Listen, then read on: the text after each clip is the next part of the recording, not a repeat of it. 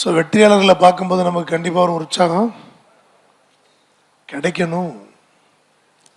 அது இப்போ உங்களுக்கெல்லாம் கிடைக்குதாங்கிறது தான் எங்களுக்கெல்லாம் டவுட்டாக இருக்கு. நீ எல்லா நிகழ்ச்சி மாதிரி கடந்து போறீங்க, வெற்றியாளர்களை பார்க்கறதையும் சர்வசாதாரணமாக கடந்து போறீங்க. சர்வசாதாரணமாக கடந்து போகிறது ரொம்ப நல்ல விஷயம். எங்கள் காலத்தில் நாங்களாம் எதுக்குனாலும் டென்ஷன் ஆகும், பதட்டமாகும். அந்த பதட்டமும் டென்ஷனும் உங்கள் தலைமுறையில் கம்மியாக இருக்கிறத நினச்சா எங்களுக்கு சந்தோஷமாக தான் இருக்குது.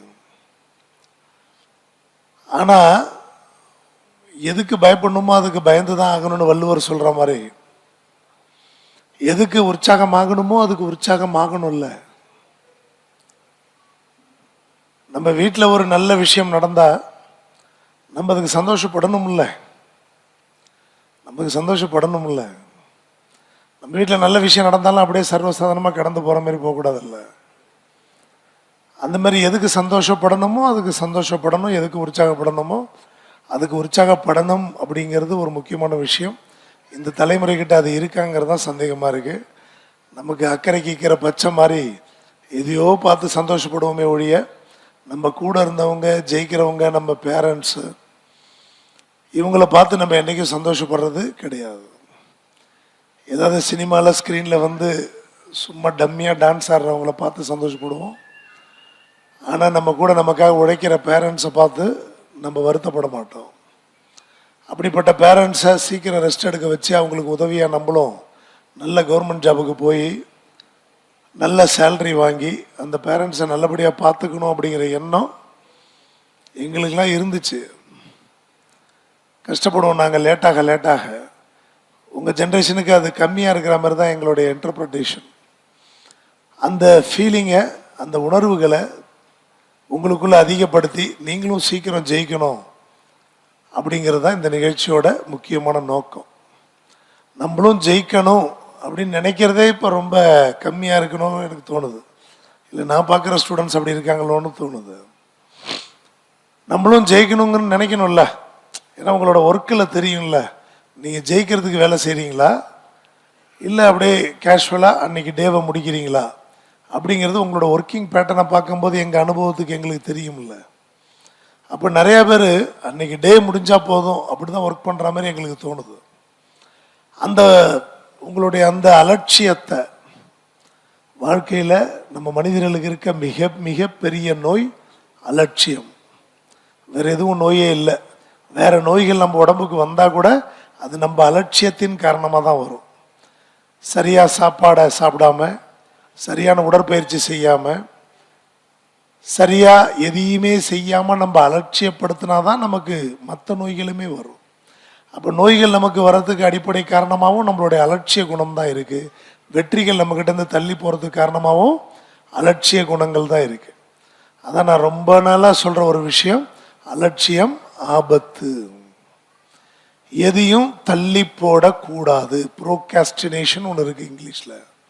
அப்புறம் பார்த்துக்கலாம், அப்புறம் இன்னைக்கு ஒரு டார்கெட்டை முடிக்கணும்னா அப்புறம் படிச்சுக்கலாம். நம்ம படிக்கலைங்கிறதுக்காக அந்த சப்ஜெக்ட்லேருந்து கேள்வியே வராது அப்படின்னு சுற்றி இருக்கவனையும் நம்ப வைக்கிறது. அப்போ நம்மளோட பிரச்சனையே அப்புறம் பார்த்துக்கலாங்கிறது தான். அதுதான் நான் ரொம்ப நாளாக அலட்சியம்னு வர்ணிக்கிறேன். அப்புறம் படிச்சுக்கலாம், அப்புறம் பார்த்துக்கலான்னு சொல்கிற நம்மளோட அந்த மனப்பான்மை இருக்குல்ல, அந்த மனப்பான்மையை நீங்கள் தூக்கி எறியறதுக்காக தான் இந்த நிகழ்ச்சி. வெற்றி பெற்றவங்க அவங்களோட அனுபவங்களை சொல்லும் போது நம்மளும் அதுமாரி வெற்றி பெறணும்னா நம்ம யோசிக்கிற முறைகளை மாற்றணும், நம்மளுடைய செயல்பாடுகளை மாற்றணும், நம்மளோட வாழ்க்கை முறையை மாற்றுக்கணும், நம்மளோட படிக்கிற முறையை மாற்றணும், நம்மளோட படிக்கிற நேரத்தை மாற்றுக்கணும், நம்மளோட எண்ணங்களை மாற்றிக்கணும் அப்படின்னு நீங்கள் நினைக்கணும். அப்படிங்கிறதுக்கு தான் இந்த நிகழ்ச்சி.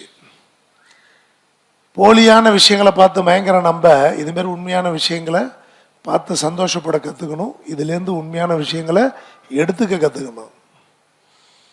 வேலைக்கு நீ போகிறதுங்கிறது தான் வாழ்க்கையில் உன்னதமான விஷயம். எல்கேஜிலேருந்து டிகிரி வரைக்கும் நல்ல வேலைக்கு போகிறதுக்காக தான் படிக்கிறோம்.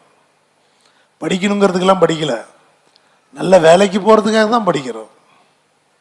வேலைக்கு போனால் தான் காசு இருந்தால் தான் வாழ முடியும். காசே தான் கடவுளடான்னு சொல்லும். இப்போ ஒரு பழக்கத்தை ஆரம்பிச்சிருக்காங்க, சாமி எதுவும் கும்பிட மாட்டோம், நாங்கள் பணத்தை வச்சு கும்பிட்றோங்கிறாங்க. சாமி எங்களுக்கு பணம் கொடுக்க மாட்டேங்குது, பணம் தான் எங்களுக்கு பணத்தை கொடுக்குது அப்படின்ட்டு பணத்தை வச்சு கும்பிட்றவங்களாம் இருக்காங்க. அப்போ நல்ல வேலைக்கு ஏன் போகணும்? காசு. இப்போ இருக்கிறதுல ஈஸியாக எப்படி பணம் சம்பாதிக்கிறாங்க எல்லாரும்? வட்டிக்கு விட்டு. நேற்று கூட நான் யோசித்தேன், டவுனில் போயிட்டு வரும்போது வட்டிக்கு விடுறவங்க ஈஸியாக சம்பாதிக்கிறாங்க அப்படின்னா ஏன் இவ்வளோ துணி கடை இருக்குது, இவ்வளோ மளிகை கடை இருக்குது, இவ்வளோ டூ வீலர் ஷோரூம் இருக்குது, கார் ஷோரூம் இருக்குது, சிக்கன் ஒருத்தன் ஃபாஸ்ட் ஃபுட்டு போட்டு அடுப்பில் வெந்துக்கிட்டு இருக்கான், ஒரு மாஸ்டர் போய் அடுப்பில் நின்று சமைக்கிறாரு, ஒருத்தன் கோழி விற்கிறான், ஒருத்தன் முட்டை விற்கிறான், எல்லாருமே வட்டி விட்டு சம்பாதிச்சிட வேண்டியதுதானே? வட்டிக்கு விட்டா ஈஸியாக உட்காந்த இடத்துல காசு வருதுன்னா எல்லாருமே வட்டிக்கு விட்டு சம்பாதிக்க வேண்டியதானே? ஏன் இவ்வளோ தொழில் செய்கிறாங்க எல்லாம்? வட்டிக்கு வாங்கியாவது ஏன் தொழில் செய்கிறான்? வட்டிக்கு வாங்கி வட்டிக்கு விடுறதில்ல, அது 1-2 பேர் இருப்பாங்க, அது விட்டுருங்க. 98% என்ன பண்ணுறாங்க? வட்டிக்கு வாங்கியாவது ஒரு தொழில் பண்ணுறாங்க.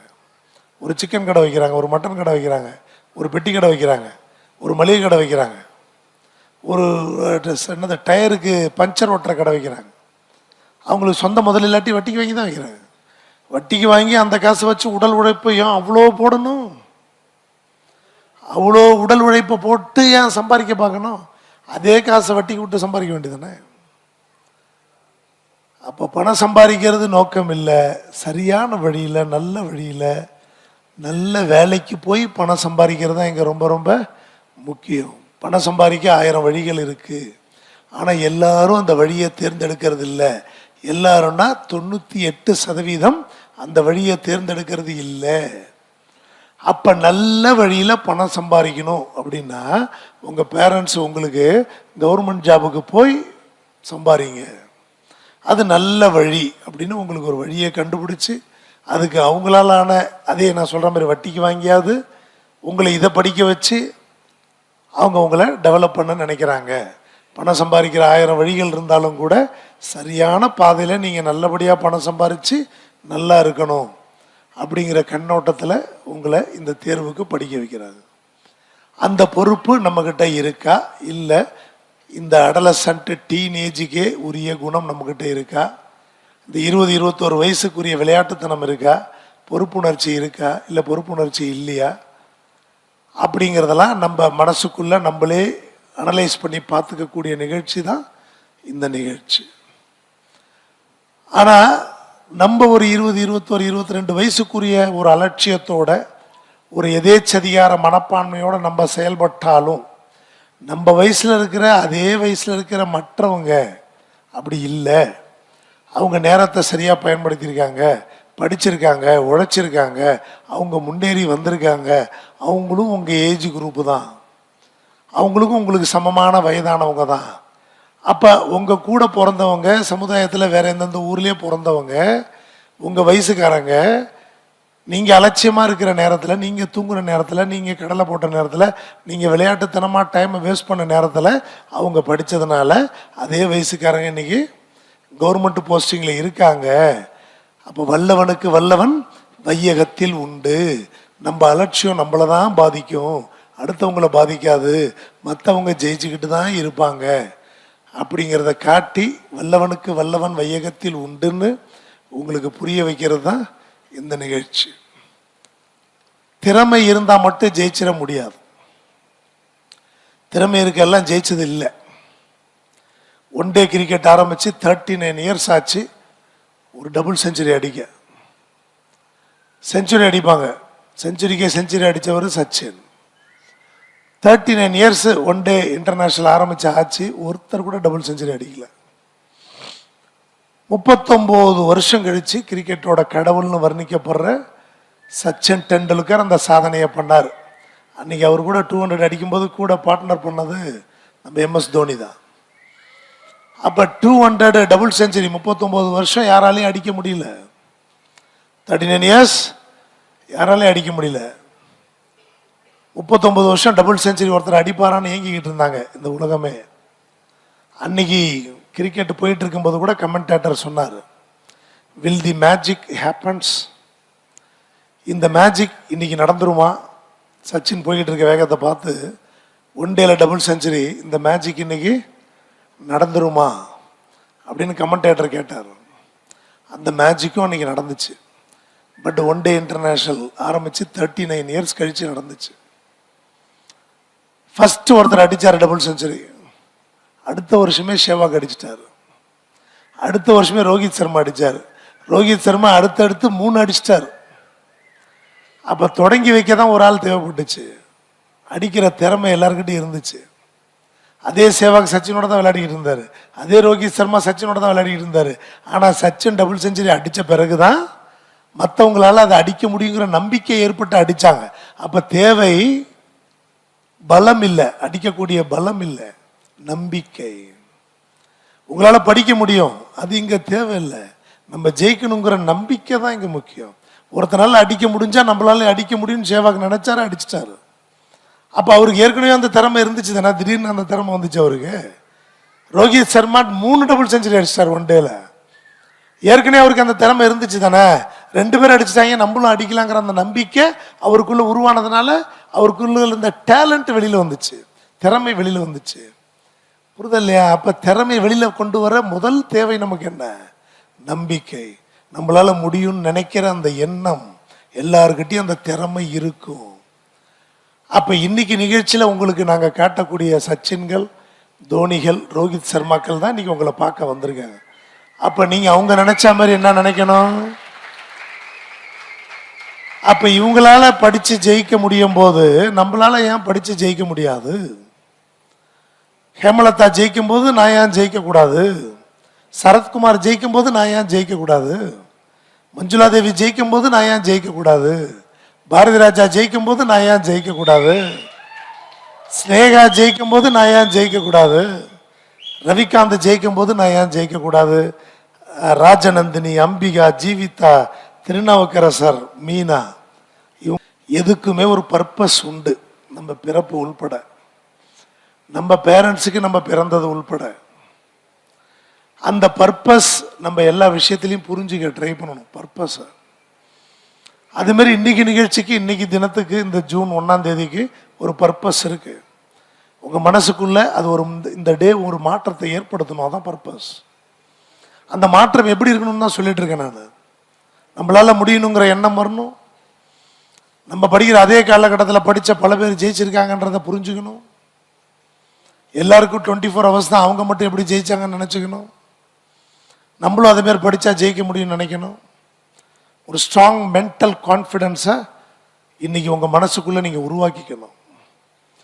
அத்தனையும் தாண்டி நம்மளை கஷ்டப்பட்டு உருவாக்கி வளர்த்த நம்ம பேரண்ட்ஸுக்கு அவங்களோட கனவை நிறைவேற்றி ஒரு நல்ல கவர்மெண்ட் ஜாபுக்கு போகணுங்கிற எண்ணத்தை உங்கள் மனசுக்குள்ளே உருவாக்கணுங்கிறத இந்த நிகழ்ச்சி. ஒரு பக்கம் நீங்கள் இனிமேல் எக்ஸாம் எழுத போகிறவங்க இந்த எண்ணத்தை வளர்த்துக்கணுன்னா, இப்போ ஜெயிச்சு வந்தவங்களுமே இன்னும் மேலே மேலே மேலே நிறையா தேர்வுகள் இருக்குது. அந்த தேர்வுகளில் அவங்க ஜெயிக்கிறதுக்கு அவங்களுக்கு ஒரு உந்து சக்தியாக இந்த நிகழ்ச்சி இருக்குன்னு நம்புகிறோம். ஒரு வெற்றி நமக்கு இவ்வளோ பெரிய மரியாதையை கொடுக்குதுன்னா, இன்னும் மேலே மேலே வெற்றி பெற்றால் நமக்கு எவ்வளோ மரியாதை கிடைக்கும், நம்ம பேரண்ட்ஸுக்கு எவ்வளோ சந்தோஷம் கிடைக்கும், நம்ம குடும்ப சூழ்நிலை எப்படி மாறும் அப்படிங்கிறத அவங்களே வெற்றி பெற்றவங்களே இன்னும் வெற்றி பெற ஒரு உத்வேகத்தை அளிக்கக்கூடிய ஒரு நிகழ்ச்சியாகவும் இந்த நிகழ்ச்சி இருக்கணுங்கிறது தான் நோக்கம். 22 வருஷம் ஆச்சு இன்னைக்கு ஆரம்பித்து. ஃபஸ்ட்டு கிளாஸ் தில்லைநகர் 3rd கிராஸில் எடுத்த மாதிரி எனக்கு ஃபீல் இருக்கு. இன்னைக்கு 49வது வெற்றி விழாவில் நம்ம நிற்கிறோம்.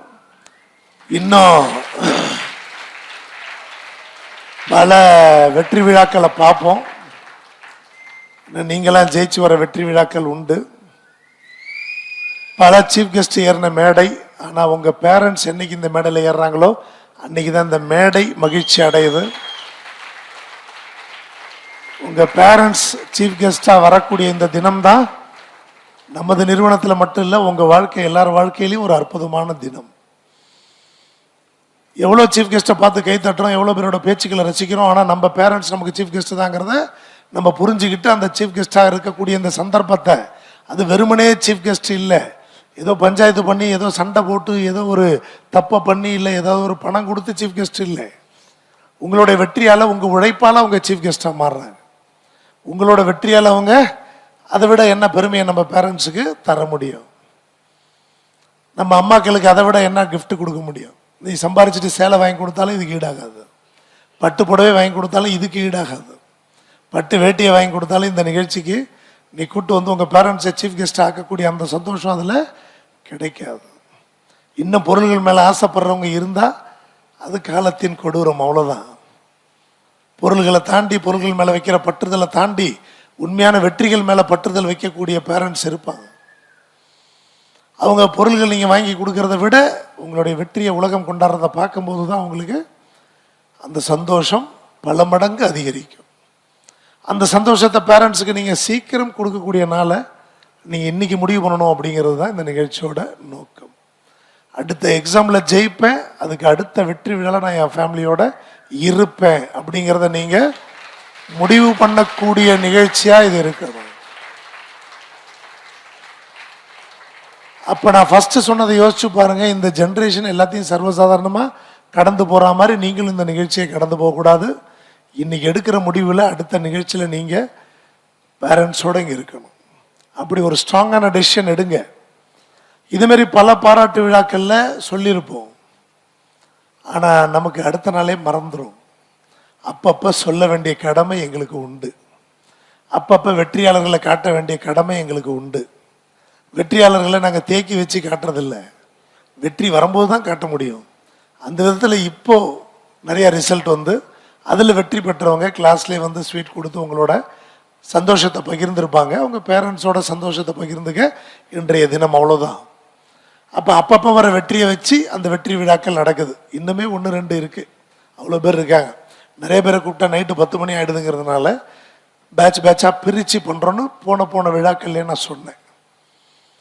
22 வருஷம்னா 22 வெற்றி விழான்னு நினைக்கிறாங்க. அப்படி இல்லை, ஒரு வருஷத்துக்கு 2-3 கூட நடக்கலாம்ல. நீ இந்த வருஷமே இது 4வது, இந்த சீசனுக்கு, இந்த வருஷம் கூட சொல்ல முடியாது, இந்த சீசனுக்கே இது என்னது 4வது. ஏற்கனவே 3 பார்த்துருப்பீங்க நிறைய பேர்.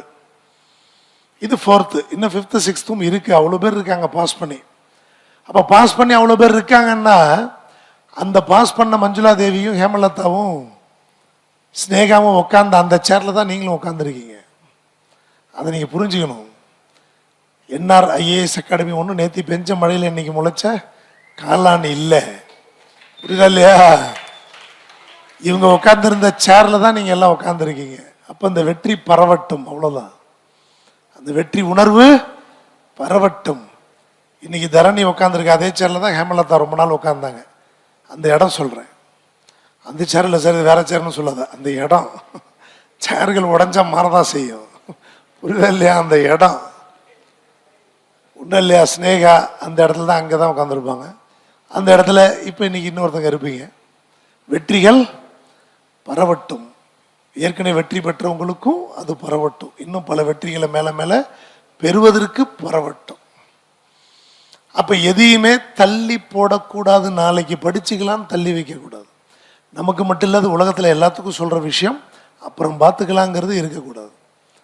ஒன்றே செய், அதை நன்றே செய், அதை இன்றே செய்.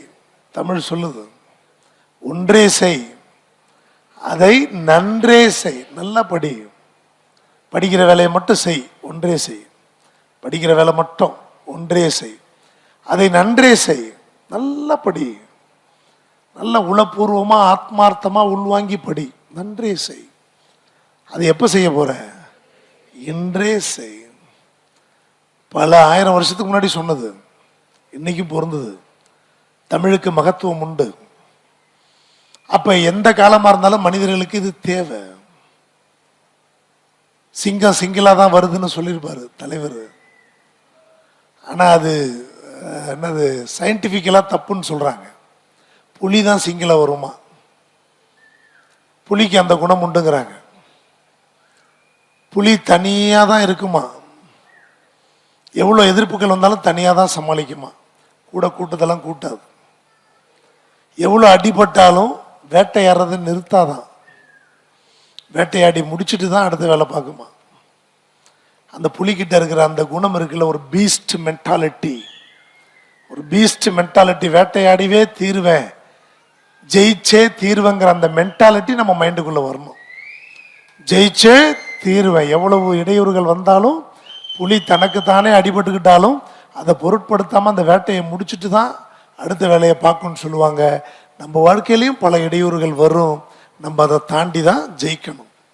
அந்த டைகர் கிட்ட இருக்கிற அந்த பீஸ்ட் மென்டாலிட்டி நமக்கு இருக்கணும். தனியாக தான் நிற்கும், போய் துணைக்கு ஆளை கூட்டு வராது. வெற்றி பெறுபவர்கள் துணைக்கு என்றைக்குமே ஆள் தேர்றதே கிடையாது. தனியாகவே எல்லா பிரச்சனைகளையும் சந்தித்து தனியாகவே ஜெயிச்சு காட்டுறாங்க. அதுக்கு எடுத்துக்காட்டு காந்திக்கும் நேருக்கும்லாம் நீங்கள் போக தேவையில்லை, அலெக்சாண்டருக்கெல்லாம் போக தேவையில்லை.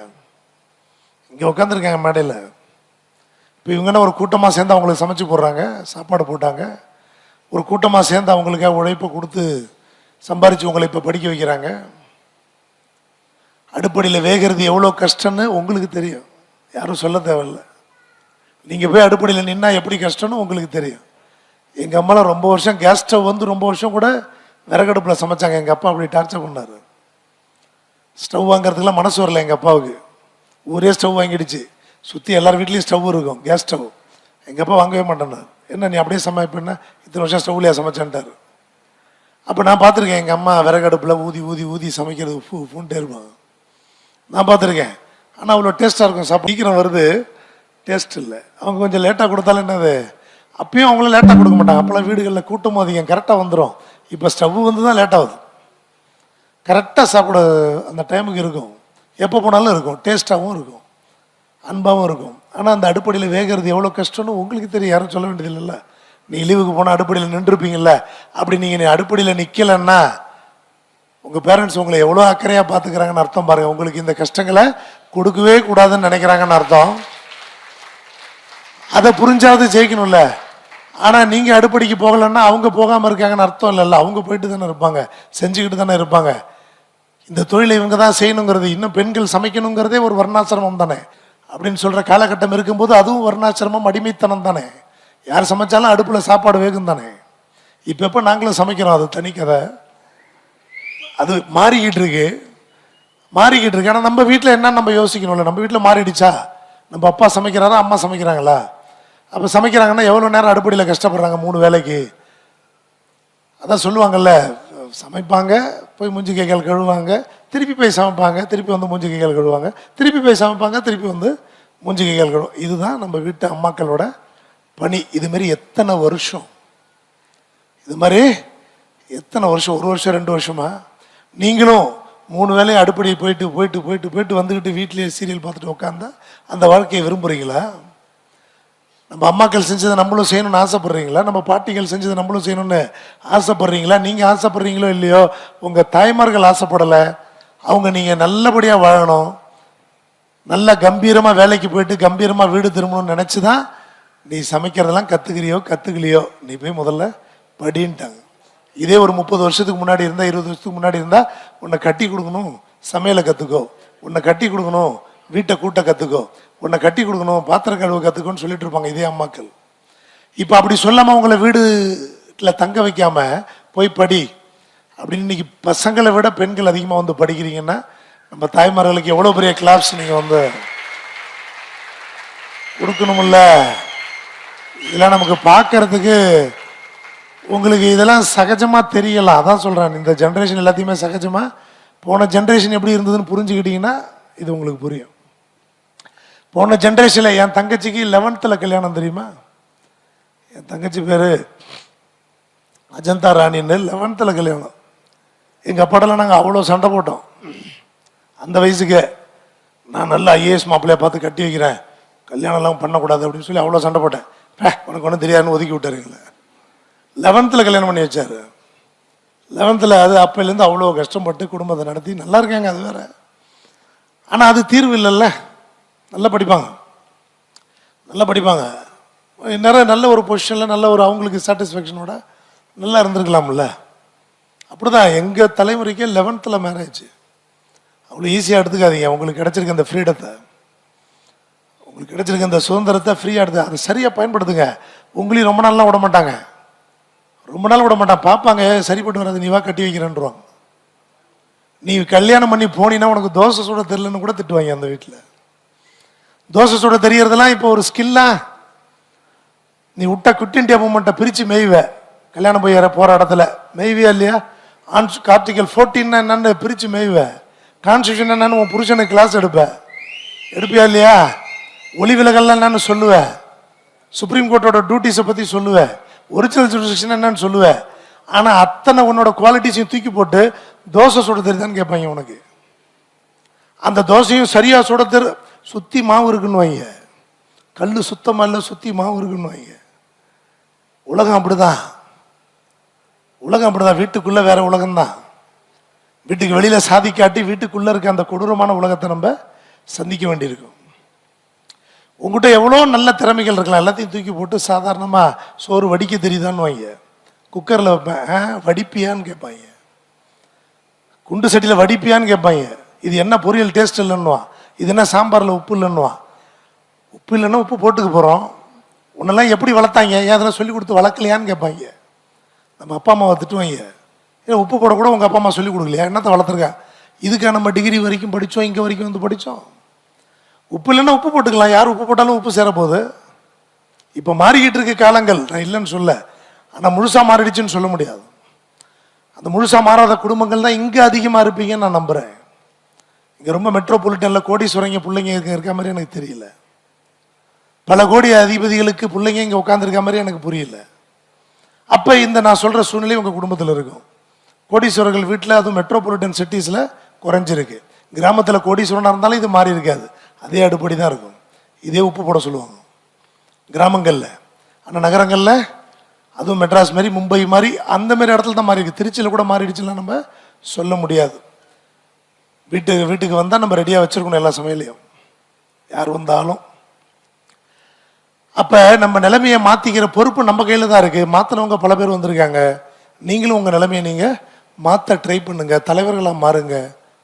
அதை இன்னைக்கு நிகழ்ச்சியில் உங்களுடைய சீனியர்ஸை நீங்கள் பார்க்கறது மூலமாக அது உங்கள் மனசில் நல்லா ஸ்ட்ராங்காக உள்வாங்கி வைங்க. பல தடவை உள்வாங்கியிருப்பீங்க, மறந்துருக்கும். மீண்டும் உங்களுக்கு நினைவூட்ட 49வது வெற்றி விழா புரிதலை, மீண்டும் உங்களுக்கு நினைவூட்ட 49வது வெற்றி விழா. புரிஞ்சுக்கிறீங்களா நான் சொல்றத? வாழ்க்கையை புரிந்து கொள்ளக்கூடிய விஷயங்களை நான் சொல்றேன். எப்படி வேணா வாழலாங்கிறது வேற. வாழ நினைத்தால் வாழலாம், வழியா இல்லை பூமியில். கண்ணதாசன் அற்புதமா சொல்றாரு, வாழ நினைத்தால் வாழலாம், வழியா இல்லை. அதான் நான் சொன்ன, வட்டி கூட்டு கூட வாழலாம். பட் எல்லாரும் வட்டி கூடுறாங்களா? கிடையாது. நல்ல வழியை தேடுறாங்க, நல்ல வழியை தேடுறாங்க. எதையும் தாங்கும் இதயம் இருந்தால் இறுதி வரைக்கும் அமைதி இருக்கும். எதையும் தாங்கும், கண்ணதாசன் ஒரே வார்த்தையில சொல்லிட்டாரு, எதையும். அதுக்குள்ள எல்லாம் அடங்கும். உங்களை கல்யாணம் பண்ண சொல்லுவாங்க, வேலைக்கு போக சொல்லுவாங்க, ஃப்ரெண்ட்ஸை டார்ச்சர் பண்ணுவாங்க, ரூம்ல டிஸ்டர்பன்சஸ் இருக்கும், சுற்றி இருக்கிறவங்க ஏதாவது நல்ல பிரைவேட் வேலைக்கு போயிட்டா ஒன்று அதை சொல்லி கம்பேர் பண்ணி திட்டுவாங்க. இது எல்லாம் உண்டு. இதெல்லாம் சேர்த்து கண்ணதாசன் எப்படி சொல்றாரு, எதையும் தாங்கும் இதயம் இருந்தால் இறுதி வரைக்கும் அமைதி இருக்கும். இப்போ மட்டும் இந்த காலகட்டத்தில் மட்டும் இல்லை, இதுக்கப்புறம் நீ கிடக்க போற காலகட்டங்கள் எல்லாத்துலேயுமே தொந்தரவுகள் இருக்கும். அப்ப நம்மளோட மரணம் வரைக்கும் நம்ம எதையாவது தாங்கிக்கிட்டு தான் இருக்கணும். தாங்க தாங்க நம்ம அகழ்வாரை தாங்கும் நிலம் போல தம்மை இகழ்வார் பொறுத்தல் தலை. பூமி எப்படி தன்னை தோன்றவங்களை தாங்கிக்குதோ அது மாதிரி நம்மளை இகழ்ச்சியா பேசுறவங்கள நம்ம தாங்கிக்கிட்டா நமக்கு பூமி மாதிரி என்னைக்கும் வெற்றி தான். பூமி இங்கே தான் இருக்கு, தோண்டவன் தான் செத்து போயிட்டான். பூமி இங்கே தான் இருக்கு, பூமியை தோண்டவன் தான் செத்து போறான். அது மாதிரி நம்ம வெற்றிகள் மூலமா நம்ம எதிரிகளை ஜெயிக்க முடியும். நம்ம வெற்றிகள் மூலமா நம்ம மேல இருக்க பொறாமைகளை சரி பண்ண முடியும். நம்ம வெற்றிகள் மூலமா நம்ம குடும்ப சூழ்நிலையை மாற்ற முடியும். நம்ம வெற்றிகள் மூலமா நமக்கு ஒரு நல்ல வாழ்க்கையை தேடிக்க முடியும். உங்க பேரண்ட்ஸ் எதிர்பார்க்கறதுலாம் அதான், எங்க வாழ்க்கை முடிஞ்சிருச்சு, நீ நல்லா இருந்தா போதும். அதான் உங்க பேரண்ட்ஸ் சொல்லுவாங்க பெரும்பாலும். எனக்கு நீ ஒரு பைசா தர வேண்டாம், நீ நல்லா இருந்தா போதுன்னுவாங்க. இதுல பேரண்ட்ஸ் பேரண்ட்ஸ் பேரண்ட்ஸ்ன்னு சொல்றேனே ஒழிய சில மாணவர்களே பேரண்ட்ஸா இருப்பாங்க, சில மாணவர்களே பேரண்ட்ஸா இருப்பாங்க. கவர்மெண்ட் வேலை அவ்வளோ முக்கியம். பேரண்ட் ஆனாலும் கவர்மெண்ட் வேலைக்கு போக வேண்டிய சூழல் இருக்கு, குழந்தைகளை சமாளித்து படிக்க வேண்டிய கட்டாயம் இருக்கு. என்னைக்கா இருந்தாலும் கவர்மெண்ட் ஜாப் தான் பர்மனன்ட் ஜாப், சேஃப்டியான ஜாப், செக்யூர்டான ஜாபுங்கிறதுல யாருக்கு எந்த மாற்றமும் கருத்து வேறுபாடும் இல்லை. அது எதை வச்சு நீங்கள் தெரிஞ்சுக்கலாம், கல்யாணம் ஆகி 3 குழந்தையோட வந்து படிக்கிறவங்கள பார்த்து தெரிஞ்சுக்கலாம். ஏன் கல்யாணம் ஆகி 3 குழந்தையோட இருக்கவங்க போய் பக்கத்தில் ஏதாவது ப்ரைவேட் கம்பெனியில் வேலை செய்கிறது, பக்கத்து ஜெராக்ஸ் கல்லில் போய் ஜெராக்ஸ் போடுறது, ஏன் அங்கெல்லாம் போகாமல் கவர்மெண்ட் ஜாப்பை தேடி வர்றாங்கன்னா இதுதான் நிதர்சனம். அங்கெல்லாம் வேலை பார்த்துருப்பாங்க, கஷ்டப்பட்டுருப்பாங்க, அந்த கஷ்டங்கள்லேருந்து மீள்வதற்காக தான் கவர்மெண்ட் ஜாப்பை தேடி ஓடி வராங்க. அப்போ கல்யாணம் ஆகி வேலை பார்த்து பல வயசானவங்களே வரும்போது சின்ன வயசு பிள்ளைங்க நீங்கள், மெஜாரிட்டி நீங்கள் தான் இருக்கீங்க. அப்போ எப்படி படித்து சீக்கிரம் செட்டில் ஆகணுங்கிறது புரிஞ்சுக்கிங்க. முந்த இருந்து நட்டோர் கொடுப்பின் நஞ்சும் உண்பர் நனி நாகரீகர்.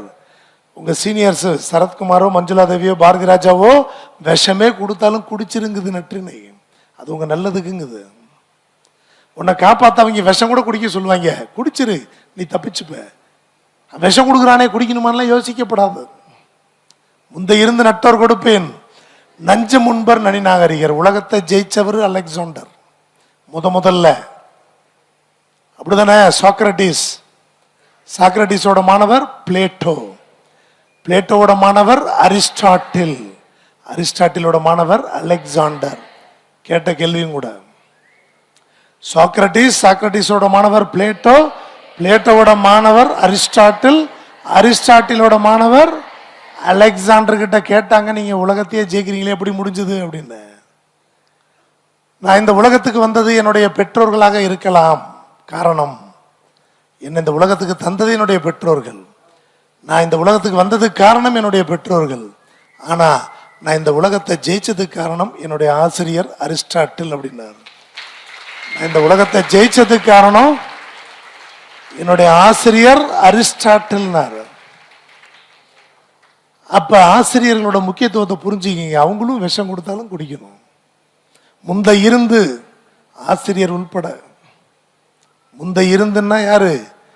பாரதி ராஜாவும் ஸ்னேகாவும் ரவிகாந்தும் மட்டும் இல்லை, ஆசிரியர்களும். முந்த இருந்து நட்டோர் கொடுப்பின் நஞ்சும் முன்பர் நனி நாகரீகர். விஷம் கொடுத்தாலும் குடிங்கிறான், உனக்கு நல்லதுங்கிறான். நீ படிக்க சொன்னா கோச்சிக்கிற. இன்னும் வாத்தியார்கள் படிக்க சொன்னா கோச்சிக்கிற மனநிலையில நீங்க இருந்தீங்கன்னா கஷ்டம். உங்க சீனியர்ஸ் படிக்க சொன்னா, சீனியர்ஸ் கூட விளையாட்டாப்பா நல்லா கம்மியாக தான்ப்பா படித்தேன் அப்படின்னு சொல்லலாம். அது அவங்க திறமைக்கு கூட இருக்கலாம். படிப்பு ஆளுக்கு ஆள் மாறுபடும். எல்லாரும் ஒரே மாதிரி இருக்கணுங்கிற அவசியம் இல்லை. ஒருத்தர் 1 மணி நேரத்தில் படிக்கிறத ஒருத்தர் 5 மணி நேரம் படிக்கலாம். ஒருத்தர் 5 மணி நேரத்தில் படிக்கிறதுல ஒருத்தர் 10 மணி நேரம் கூட படிக்கலாம். இது மாறுபடலாம். Individual differences are there. தனிநபர் வேறுபாடுகள் உலகத்தில் மாணவர்களிடையே மக்களிடையே எப்பொழுதும் உண்டு. தனிநபர் வேறுபாடுகள் உண்டு. எல்லார் முகமும் ஒரே மாதிரி இல்லை, 5 விரலும் ஒரே மாதிரி இல்லை. ஒவ்வொருத்தரும் ஒரு மாதிரி படிப்போம். அப்போ ஒருத்தர் சொல்றது எல்லாத்துக்கும் பொருந்துன்னு எடுத்துக்க முடியாது. எல்லாருக்குள்ளேயும் வேறுபாடு இருக்கலாம். ஆனால் அல்டிமேட்டாக நமக்கு தேவை ரிசல்ட்ஸ், வெற்றி, முடிவுகள். அதுக்கு சில பொதுவான விஷயங்கள் இருக்கும். டைம் வேஸ்ட் பண்ணக்கூடாது, தொடர்ந்து படிக்கணும், வாத்தியார் சொன்னால் விஷத்தை கூட குடிக்கணும். இந்த மாதிரி விஷயங்கள் என்னது? பொதுவான விஷயங்கள். தனிநபர் வேறுபாடுகள் இருந்தாலும் அதை சொல்ல தான் உங்கள் சீனியர்ஸ் வந்திருக்காங்க. நான் டெய்லி சொல்லிட்டு இருக்கேன். உங்கள் சீனியர்ஸ் சொல்கிறத இன்னைக்கு கேளுங்க, ஆழமாக கேளுங்க. சீனியர்ஸ் சொல்கிறத இன்னைக்கு கேளுங்க, ஆழமாக கேளுங்க, மனசில் நல்லா பதிய வைங்க. அடுத்த வெற்றி விழாவில் நீங்கள் உங்கள் ஜூனியர்ஸுக்கு அட்வைஸ் பண்ணுங்க. அடுத்த வெற்றி விழா நீங்கள் உங்கள் ஜூனியர்ஸுக்கு அட்வைஸ் பண்ணலாமா? என்ன ஐயா பண்ணலாமா? வர ஜூன் மாதம், இந்த மாதம் குரூப் 1 இருக்கு, அடுத்த மாதம் குரூப் 4 இருக்கு, இன்னும் ஒரு 2-3 மாதம் கழிச்சு குரூப் 2 இருக்கு. அப்போ இந்த காலகட்டங்கள் ரொம்ப முக்கியம் அப்படிங்கிறத புரிஞ்சுக்கிங்க. லீவு போடாதீங்க. குரூப் 4 முடித்த உடனே படிப்பே முடிஞ்சு போச்சுன்னு நினைக்காதீங்க. குரூப் 2 வரைக்கும் அது படிங்க. அதுக்கப்புறமும் படிக்கணும். நான் சொல்கிறது டு தி லீஸ்ட் குரூப் 2 வரைக்கும் கண்டினியூ பண்ணணும் ஸ்டடீஸை. இதுக்கு படித்த அதே விஷயங்கள் தான் குரூப் 2க்கும். கரெக்டாக ரிவைஸ் பண்ணி பக்காவாக போனால் அதையும் அடிக்கலாம். அப்போ டு தி லீஸ்ட் குரூப் 2 வரைக்கும் அது படிங்க. நீங்கள் படி நான் குரூப் 4 தான் வந்தேன், குரூப் 4 முடிஞ்சு போச்சுன்னு சொல்லி வீட்டில் போய் ஜாலியாக படுத்து தூங்குறத விரும்பாதீங்க. அது வெற்றியை தரவே தராது. நீங்கள் வந்தவங்களாம் பாருங்கள், நாங்கள் தொடர்ந்து படித்தோம் ஜெயித்தோம் அப்படின்னு சொல்லக்கூடியவங்க தான் இங்கே நிறைய பேர் இருப்பாங்க. கன்சிஸ்டண்ட்டாக படித்தோம் ஜெயித்தோம் அப்படின்னு சொல்லக்கூடியவங்க. ஜெயிக்கிறது டிஎன்பிசி எக்ஸாமில் அவ்வளோ ஈஸியாக இல்லை. இப்போ நடந்த ஐஏஎஸ் எக்ஸாம் 6 லட்சம் பேர் தான் எழுதுறான். குரூப் 4 25 லட்சம் பேர் அப்ளை பண்ணி 20 லட்சம் பேர் எழுதுறான். தி toughest exam in India group 4. அவ்வளோ பேர் எழுதுறான். அதனால எதுவுமே ஈஸி இல்லை. ஐஏஎஸ் கூட பாஸ் பண்ணிடலாம் போல இருக்கு, குரூப் 4 அவ்வளோ டஃப்பாக இருக்கு. ஸோ அதனால் ஈஸியாக ஜெயிச்சிடலாம் நினச்சிக்கிட்டு சும்மா கொஞ்ச நாள் படித்தோம் அப்புறம் ரெஸ்ட் எடுப்போம்னு நினச்சிக்கிட்டுலாம் இருக்கக்கூடாது. திருப்பி எக்ஸாம் வரைக்கும் போது வரும்போது படிச்சுக்கலாம்னு இருக்கக்கூடாது. நடுவில் கேப் விட்டு எக்ஸாம் வரும்போது படிக்கிறவங்க வெற்றி பெறுவது இல்லை, கஷ்டப்படுறாங்க. அது 1-2 விதிகளுக்கு இருக்குது, அது வேற. பொதுவாக கஷ்டப்படுறாங்க, நம்ம சராசரி தான் பேச முடியும். பொதுவாக கஷ்டப்படுறாங்க. அதனால் கண்டினியூஸாக கன்சிஸ்டண்ட்டாக படிக்கணுங்கிறத மனசில் வைங்க. சும்மா குரூப் 4 முடிஞ்சோடனே வாழ்க்கையை முடிஞ்சு போச்சுன்னு நினைக்காதீங்க. அடுத்து குரூப் 2 இருக்குது. நல்ல வேலையாக குரூப் 1 அதுக்கு முன்னாடி இருக்கிறதுனால இங்கேருந்து எழுதுவீங்க, அதுக்கு பின்னாடி இருந்து அதையும் எழுதாம ஓடி போயிடுவீங்க. குரூப் 4 தான் உங்கள் வாழ்க்கையை லட்சியம்னு இருப்பீங்க. அப்படி இல்லாமல் மற்ற எக்ஸாம்ஸையும் எழுதுங்க, வெற்றி பெறுங்க, எல்லாத்துலேயும் ஜெயிக்கணுங்கிறதா எங்களுடைய ஆசை. நீங்கள் குரூப் 4ஓட உங்கள் வட்டத்தை சுருக்காதீங்க. மேலே மேலே மேலே எக்ஸாம்ஸ் வரும்போது பயன்படுத்துங்க. வேலைக்கு போன பிறகு படிக்கிறது கஷ்டமாக இருக்கும், இவங்களுக்கே கஷ்டமாக இருக்கும். இவங்க இன்னும் வேலைக்கு போன பிறகு அதை ஃபீல் பண்ணுவாங்க. அதனால் தொடர்ந்து படிங்க, நல்ல விஷயங்களை எடுத்துக்கங்க, கண்டிப்பாக ஜெயிக்கணும். எங்கே வாழ்க்கை தொடங்கும், அது எங்கே எவ்விதம் முடியும். நீ எங்கே பிறந்த, எங்கே வளர்ந்த, உன் அப்பா அம்மா யார், நீ எந்த கம்யூனிட்டி, நீ என்ன டிகிரின்னு கூட எனக்கு தெரியாது. நீ எங்கே வாழ்க்கை தொடங்கும், நீ எங்கே வேணால் தொடங்கியிருக்கலாம், அது எங்கே எவ்விதம் முடியும். இங்கே வந்து நீ கவர்மெண்ட் ஜாபுக்கு போகணுங்கிறது இருந்தால் அது அப்படிதான். அது எங்கே எவ்விதம் முடியும், இதுதான் பாதை, இதுதான் பயணம் என்பது யாருக்கும் தெரியாது. நீங்கள் வர்றதுக்கு நாள் வரைக்கும் நம்ம கவர்மெண்ட் ஜாபுக்கு படிக்க போகிறோங்கிற உணர்வு இல்லாமல் கூட இருந்திருக்கலாம். டிகிரி படிக்கும்போது இப்படி இங்கே வருவோம் படிப்போம் நினைக்காம இருந்திருக்கலாம். ஆனால் இப்போ படிச்சுக்கிட்டு இருக்கலாம். இதில் ஜெயிக்கணுங்கிறது முக்கியம். அதான் இதுதான் பாதை, இதுதான் பயணம் என்பது யாருக்கும் தெரியாது. பாதையெல்லாம் மாறிவிடும். மாறி இருக்கலாம், நீ படித்த டிகிரி வேற, இங்கே பண்ணுறது வேற. நீ படிக்கும்போது நினைச்சது வேற, இப்போ நீ நினைக்கிறது வேற. பாதையெல்லாம் மாறிவிடும், பயணம் முடிந்துவிடும். ஒரு நாள் ஸ்டேஜ் ஏறிடுவேன், ஒரு நாள் ஸ்டேஜ் பயணம் முடிந்துவிடும். அது இன்னைக்கா நாளைக்காகிறது தான் விஷயம். ஆனால் ஒரு நாள் உனக்கு ஸ்டேஜ் உண்டு. மாறுவதை புரிந்து கொண்டால் மயக்கம் தெளிந்துவிடும். எங்கே வாழ்க்கை தொடங்கும், அது எங்கே எவ்விதம் முடியும், இதுதான் பாதை, இதுதான் பயணம் என்பது யாருக்கும் தெரியாது.